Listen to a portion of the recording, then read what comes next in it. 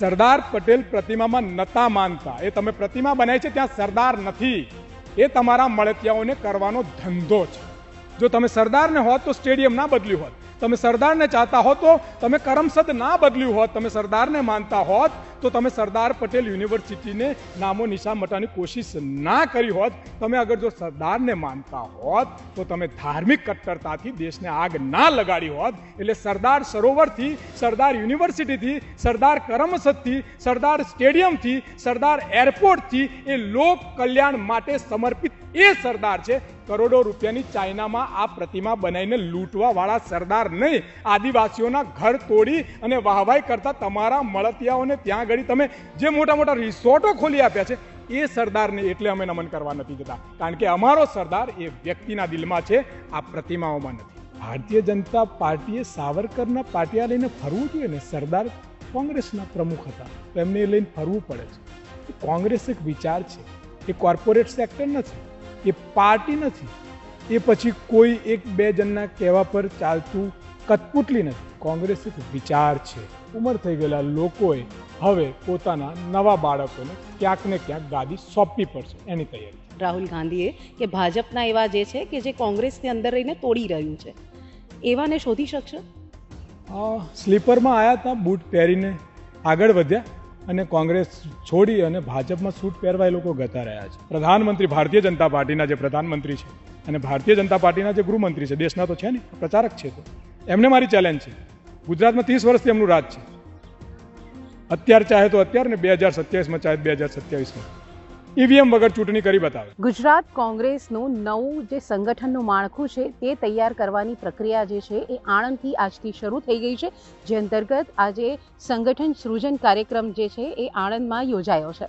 તો 2 દિવસનો જે આ કાર્યક્રમ છે ત્યાં સેન્સ લેવામાં આવશે, કાર્યકરોની સેન્સ લેવામાં આવશે, ક્યાં સંગઠન કેવી રીતના મજબૂત કરી શકાય તેની જે છે એ ચર્ચા કરવામાં આવશે. અત્યારે આપણી સાથે કોંગ્રેસના કાર્યકર્તાઓ છે એ આપણી સાથે જોડાયા છે.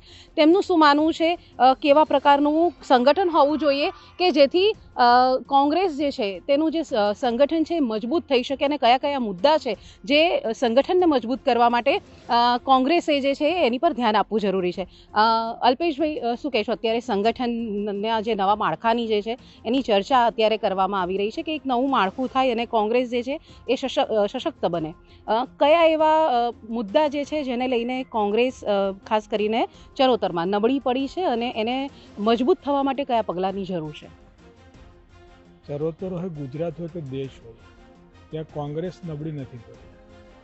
પણ ઘણા બધા નેતાઓ ઘણા વર્ષોથી દોડતા દોડતા થાકી ગયા હોય, એમને આરામમાં કરી અને નવા જોશીલા યુવાનોને ક્યાંક ને ક્યાંક હાથમાં કમાન આપવાનું રાહુલ ગાંધીની જે સોચ છે એની પર કામ કરી રહ્યું છે ગુજરાત.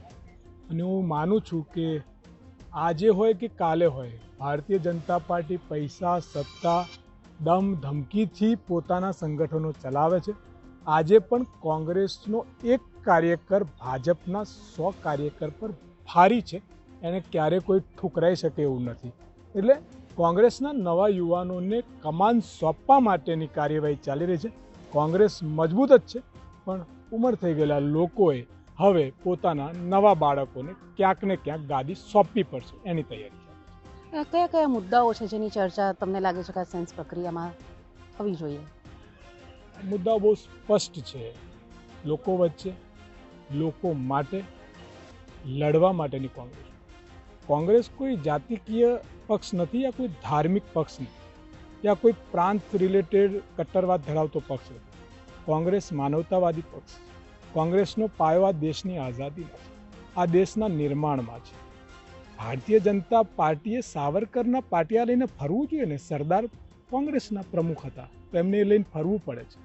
કોંગ્રેસ એક વિચાર છે, એ કોર્પોરેટ સેક્ટર નથી, એ પાર્ટી નથી, એ પછી કોઈ એક બે જણના કહેવા પર ચાલતું કઠપુતલી નથી. કોંગ્રેસ એક વિચાર છે અને વિચાર છે ક્રાંતિનો, બદલાવનો, આંદોલનનો, વિશ્વાસનો, માનવતાનો, પ્રેમનો. એ કોંગ્રેસ છે. અને કોંગ્રેસમાં ક્યાંય સભ્ય બનવાથી સભ્ય ના બનાય અને કોઈને કાઢી મૂકવાથી નીકળી ના જાય. કારણ કે વિચાર એ જીવિત હોય છે, મૃત્યુ માણસ પામે છે, વિચાર નહીં. એ ગાંધીનો વિચાર હોય, નહેરુનો વિચાર હોય, સરદારનો વિચાર હોય, આંબેડકરનો વિચાર હોય, લોકમાન્ય તિલકનો વિચાર હોય, સુભાષચંદ્ર બોઝનો વિચાર હોય, ભગતસિંહનો વિચાર હોય, એ વિચાર જીવિત છે. એટલે વિચાર એટલે કોંગ્રેસ. એ ના હારી શકે, ના મરી શકે, ના ડટાઈ શકે. એ સત્તા માટે નથી, એ સમાજ માટે, એ દેશ માટે છે. અને એના ઘડતર માટે નવયુવાનો ફરી આગળ આવશે અને એક નવી ક્રાંતિ, એક નવો વિશ્વાસ, એક પ્રેમ, એકતા, અખંડતા અને માનવતાને જીવિત રાખવા માટે આગળ વધશે. સંવિધાનથી શ, ભારતથી ભ અને તમે ને હું હમ, આનો એક મિલાપ કરી અને આ ભારતને આગળ લઈ જવાનું કામ કોંગ્રેસ કરશે. જે પ્રમાણે રાહુલ ગાંધી આવ્યા અને રાહુલ ગાંધી દ્વારા અત્યારે સંગઠનને મજબૂત કરવા માટેની જે અત્યારે જે ઝુંબેશ છે શરૂ કરવામાં આવી છે, ખાસ કરીને ગુજરાતથી એમણે શરૂઆત કરી છે.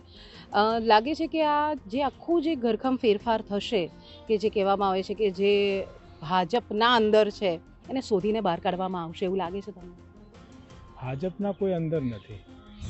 સ્વીપર સેલ જેવો શબ્દ વાપર્યો હતો રાહુલ ગાંધીએ કે ભાજપના એવા જે છે કે જે કોંગ્રેસની અંદર રહીને તોડી રહ્યું છે, એવાને શોધી શકશે? સ્લીપરમાં આવ્યા હતા, બૂટ પહેરીને આગળ વધ્યા અને કોંગ્રેસ છોડી અને ભાજપમાં સૂટ પહેરવા એ લોકો ગતા રહ્યા છે. તમે જે વાત કરી કે રાહુલ ગાંધીએ બહુ સ્પષ્ટ કીધું છે, સીધી વાત છે કે જે નેતાઓ તમે ભાજપમાં ભળી ગયા છે, આ ભાજપમાં ગતા રહ્યા છે, આ ભાજપમાં ખોવાઈ ગયા છે, એ નેતાઓ જાતે જ જતા રહેશે. ઘણા બધા ગતા રહ્યા છે, કદાચ થોડા ઘણા રહ્યા હશે. અને બીજી વાત તમે કીધું એમ સરસ, હું આપને પૂછું છું મીડિયાને, કોંગ્રેસ ક્યાંય ચૂંટણી લડે છે ખરું? ક્યાં ચૂંટણી લડે છે કોંગ્રેસ? કોંગ્રેસ ચૂંટણી નથી લડતું. જે દિવસે કોંગ્રેસ ચૂંટણી લડશે ને, ભારતીય જનતા પાર્ટીનો ઉમેદવાર પણ નહીં દેખાય. વ્યક્તિઓ ચૂંટણી લડે છે, બની બેઠેલા નેતાઓના વ્યક્તિઓ ચૂંટણીમાં ઉતરે છે. કોંગ્રેસ પાર્ટીની વિચાર યા કોંગ્રેસનો અડીખમ કાર્યકર જે દિવસે ચૂંટણીમાં ઉતરશે ને, એ દિવસે આ સવાલ ઊભો નહીં થાય. એટલે રાહુલ ગાંધી જે સ્લીપર સેલની વાત કરી, જે ભાજપને ભળી ગયેલા વાત કરી, એ એવી વાત છે, તમે આ લઈ જાઓ ને મને પેલું આપી જાઓનો જે વાટકી વ્યવહાર છે ને, એ બંધ થશે. હવે એક જ વાત થશે, જનતા માટે શું, અને જનતા માટે જે લડતો હશે એ જ કોંગ્રેસનો વિચાર. દેશ માટે જે લડતો હશે એ જ કોંગ્રેસનો વિચાર. તટસ્થતાથી સાચું બોલવાની તાકાત જે રાખતો હશે એ જ કોંગ્રેસનો વિચાર. અને એ વિચારને બહાર લાવશે. એટલે સ્લીપરમાં આવેલા લોકો બૂટ પહેરીને તૈયાર થયા અને સૂટ પહેરવા ભાજપમાં ગયા છે, એ લોકોની હાલત તમને જોવા મળશે. તમે જેમ કીધું કે કોંગ્રેસ નથી લડી, વ્યક્તિ લડ્યા છે, એવું શા માટે થયું? અને શા માટે જે કોંગ્રેસનું જે દિલ્હીનું જે મોવડી મંડળ જે કહી શકાય, એ લોકોએ અત્યાર સુધીને ધ્યાન ના આપ્યું, ને હવે જ્યારે ગુજરાતમાંથી કોંગ્રેસને જે વર્ચસ્વ માટેનું એક સવાલ ઊભો થયો છે, ત્યારે હવે રાહુલ ગાંધી સક્ષમ કરવા માટે એમને નેમ ઉઠાવવી પડી? મેં તમને પહેલાં પણ કહ્યું કે કોંગ્રેસ છે ને એ બહુ મોટો વિચાર છે. અહીંયા કોઈને ધક્કા મારીને, કોઈને બદનામ કરીને, કોઈને જેલમાં મૂકીને, કોઈને ફાઇલ કાઢવામાં નથી આવતા. પ્રેમથી, બિલકુલ આરામથી. એમને જેટલા વર્ષ પણ પાર્ટી સાથે વફાદાર રહ્યા, વિચાર સાથે વફાદાર રહ્યો, દેશ સાથે વફાદાર રહ્યો, એમને એટલા જ પ્રેમથી કહેવું પડે કે બાય બાય. બસ આ જ કોંગ્રેસની વિચારતા. અને કોંગ્રેસ ક્યાંય નબળી નથી પડી. આપ મીડિયાના મિત્રો છો, આપણે વોટિંગ શેર કાર્ડ લઈએ, અને હું ઓપન ચેલેન્જ કરું છું આજે પણ આપના મીડિયાના માધ્યમથી, માનનીય પ્રધાનમંત્રી ભારતીય જનતા પાર્ટીના જે પ્રધાનમંત્રી છે અને ભારતીય જનતા પાર્ટીના જે ગૃહમંત્રી છે, દેશના તો છે નહીં, પ્રચારક છે, તો એમને મારી ચેલેન્જ છે. ગુજરાતમાં 30 વર્ષથી એમનું રાજ છે. અત્યારે ચાહે તો અત્યારે, ને 2027માં ચાહે 2027માં ઈવીએમ વગર ચૂંટણી કરી બતાવે. અને આ મારું વ્યક્તિગત નિવેદન છે, પાર્ટીનું પણ નથી, રાહુલ ગાંધીનું પણ. હું વ્યક્તિગત અલ્પેશ પુરોહિત કહું છું. અને વ્યક્તિગત અમે લબરમૂછા ગમે એને ટિકિટ આપી દઈએ, ભારતીય જનતા પાર્ટીનો એક પણ કેન્ડિડેટ ઈવીએમ વગર નહીં જીતી શકે. કોંગ્રેસનો મત ગતો રહ્યો છે, કારણ કે કોંગ્રેસ વિચાર છે. ને કેવો વિચાર છે? માનવતાનો, કિસાનનો, મજૂરનો એમનો વિચાર છે. એ ક્યારેય ના જઈ શકે. એ કટ્ટરતાનો, નફરતનો, ખૂન ખરાબા, ભાગલા પાડો અને રાજ કરવાનો વિચાર નથી. એ સરદારનો વિચાર છે, ગાંધીનો વિચાર છે. અરે જેને આખી દુનિયા નમન કરતું હોય, ગાંધી આ ગુજરાતનો, આ કોંગ્રેસનો વિચારક છે. જેને સમગ્ર ભારતને, અખંડ ભારતની વાત કરી, જે લોહ પુરુષ છે, જેના નામે કરોડો રૂપિયા લૂંટી ખાય છે, ગરીબોના ઘર તોડીને જે પ્રતિમા બનાવી, એ લોકો લૂંટી ખાય છે, એ સરદારનો વિચાર છે કોંગ્રેસ. એટલે એને આ લોકો કચરી નાખશે, મારી નાખશે, ભલે નહીં થઈ શકે. કારણ કે કોંગ્રેસ, મેં હજુ પણ કહ્યું, કોર્પોરેટ સેક્ટર નથી, એ કોઈ પાર્ટી નથી, એ કોઈ પરિવાર, એક વિચાર છે. અને વિચાર છે મારા ભારતનો વિચાર છે, મારા ભારતના એક નાગરિકનો વિચાર છે. અને એ વિચાર જશે. હમણાં તમે કહ્યું હતું, પાટીલજીએ વચમાં એક સ્ટેટમેન્ટ આપ્યું હતું ઠીક છે, મારા કોઈ વડીલ નેતાઓએ નહીં કીધું કે કોઈ દિવસ જઈને પેલી પ્રતિમા અમે બનાવી છે આટલી ઊંચી કોંગ્રેસવાળાએ જઈને નમ્યા છે? મારો સીધો સવાલ છે. દરરોજ સરદાર પટેલ સતનામાં એમ રડે છે. સરદાર પટેલ પ્રતિમામાં નતા માનતા. એ તમે પ્રતિમા બનાવી છે ત્યાં સરદાર નથી. એ તમારા મળતિયાઓને કરવાનો ધંધો છે. જો તમે સરદારને હોત તો સ્ટેડિયમ ના બદલ્યું હોત. તમે સરદારને ચાહતા હો તો તમે કરમસદ ના બદલ્યું હોત. તમે સરદારને માનતા હોત તો તમે સરદાર પટેલ યુનિવર્સિટીને નામો નિશાન મટાવવાની કોશિશ ના કરી હોત. તમે અગર જો સરદારને માનતા હોત તો તમે ધાર્મિક કટ્ટરતાથી દેશને આગ ના લગાડી હોત. એટલે સરદાર સરોવરથી, સરદાર યુનિવર્સિટીથી, સરદાર કરમસદથી, સરદાર સ્ટેડિયમથી, સરદાર એરપોર્ટથી એ લોક કલ્યાણ માટે સમર્પિત એ સરદાર છે. કરોડો રૂપિયાની ચાઇનામાં આ પ્રતિમા બનાવીને લૂંટવા વાળા સરદાર નહીં. આદિવાસીઓના ઘર તોડી અને વાહવાઈ કરતા તમારા મળતિયાઓને ત્યાં આગળ તમે જે મોટા મોટા રિસોર્ટો ખોલી આપ્યા છે એ સરદારને એટલે અમે નમન કરવા નથી જતા. કારણ કે અમારો સરદાર એ વ્યક્તિના દિલમાં છે, આ પ્રતિમાઓમાં નથી. છતાં પણ કોંગ્રેસને અત્યારે મજબૂત થવાનો સમય આવ્યો છે. આ બધા જ મુદ્દા છે અને અત્યારે સંગઠનની જરૂરિયાત છે કે સંગઠન મજબૂત થાય. આ બધી જ વાતો છે. ભાજપ અને કોંગ્રેસ સામસામેની જ્યારે વાત આવે છે ચૂંટણી લડવાની, પરંતુ જ્યારે માળખું સંગઠનની વાત આવે. સરસ વાત. તમે હમણાં ગઈ ચૂંટણી ગઈ ને આપણી વિધાનસભાની, એનો ડેટા કાઢો. નરેન્દ્રભાઈની સભાઓ અને રાહુલ ગાંધીની સભાઓ નક્કી કરી લઈએ. આપણે નક્કી કરી લઈએ અને એમાં જેટલી પબ્લિક આવી છે તમારી મીડિયા સર્વે કરી લે. ગઈ વિધાનસભામાં ગઈ તો કોંગ્રેસ મજબૂત ના તો લોકો ક્યાંથી આવ્યા? અને આજે તમે આટલા તડકામાં અમે વાત કરીએ છીએ, હોલ અહીંયા જ છે, તમે જાઓ ને, કેટલા લોકો છે. આજે કોંગ્રેસ 30 વર્ષથી સત્તા નથી. યુથ કોંગ્રેસ, NSU જેવી ચૂંટણીઓ આજે પણ થાય છે અને લોકો ફોર્મ ભરે છે અને લડે છે. મેં તમને પહેલા પણ કહ્યું, કોંગ્રેસ પતિ નથી યા કોંગ્રેસનો કાર્યકર પતિ નથી. લોકોનામાં જનતા સુધીને પહોંચવામાં અથવા તો જનતા જે ખરેખર જે કોંગ્રેસના જે નેતાઓ જે છે જે ખરેખર ચૂંટણી લડીને જીતી શકે છે એવાને ક્યાંક ને ક્યાંક તમને એવું લાગે છે કે પક્ષ દ્વારા એમને નજરઅંદાજ કરવામાં આવતા હોય એવું કંઈ લાગે છે તમને? મેં તમને પહેલા જ કીધું બેન કે પક્ષ ચૂંટણી કોંગ્રેસ ક્યાં લડ્યું, મારો પહેલો સવાલ હતો.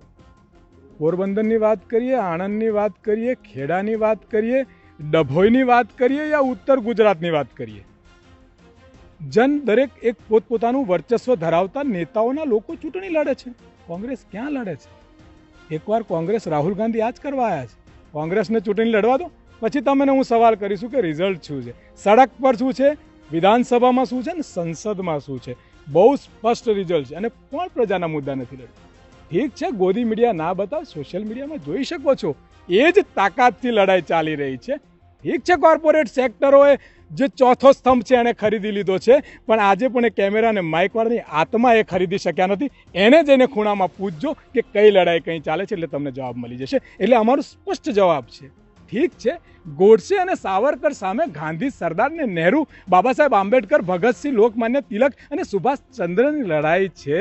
આ લોકો અંગ્રેજોના એ નસલો છે, એની સામે આ ગાંધી સરદારની વિચારધારાની સેના છે.